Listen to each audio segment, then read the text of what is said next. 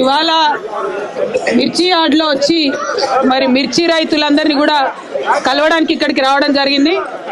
మీ అందరికీ తెలుసు రాష్ట్ర వ్యాప్తంగా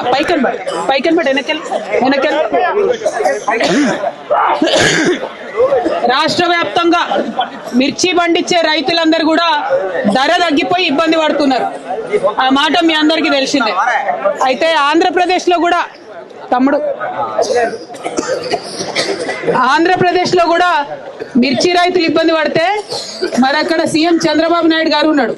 ఆయన ఢిల్లీకి పోయిండు, లొల్లి చేసిండు కేంద్ర మంత్రుల్ని పట్టుకొని. ఇక్కడ మన సీఎం ఉన్నాడు రేవంత్ రెడ్డి గారు. ఆయన కనీసం మిర్చి రైతుల గురించి ఒక మాట కూడా మాట్లాడతలేడు. మాట్లాడాలన్నా వద్దా?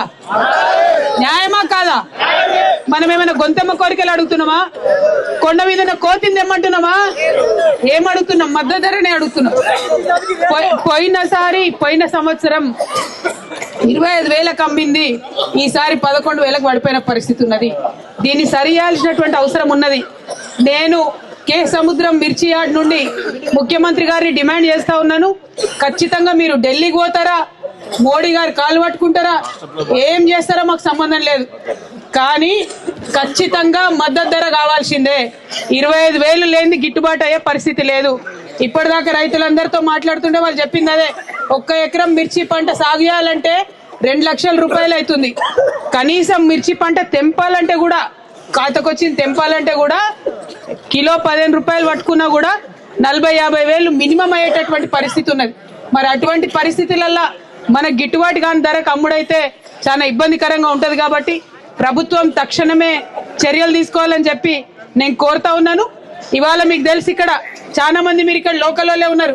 ఇక్కడ లోకల్లో మీ నాయకుడు వేం నరేందర్ రెడ్డి అని ఉన్నాడు, తెలుసా?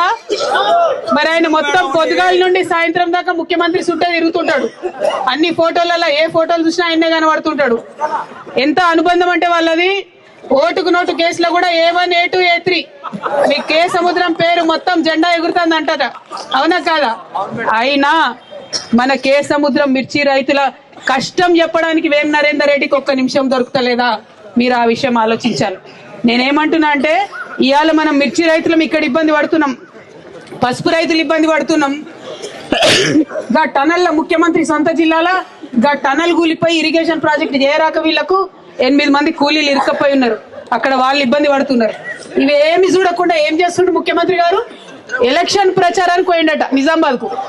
ఇక నేను ఏడవాలనా నవ్వాలనా, మన ఏదో పని పాత్ర పెట్టి జాతర పోయింది అన్నట్టు ఉన్నది కథ అన్నట్టు. అట్లా కాకుండా ముఖ్యమంత్రి గారు నేను డిమాండ్ చేసేది ఒక్కటే, ఖచ్చితంగా ఎటెనీ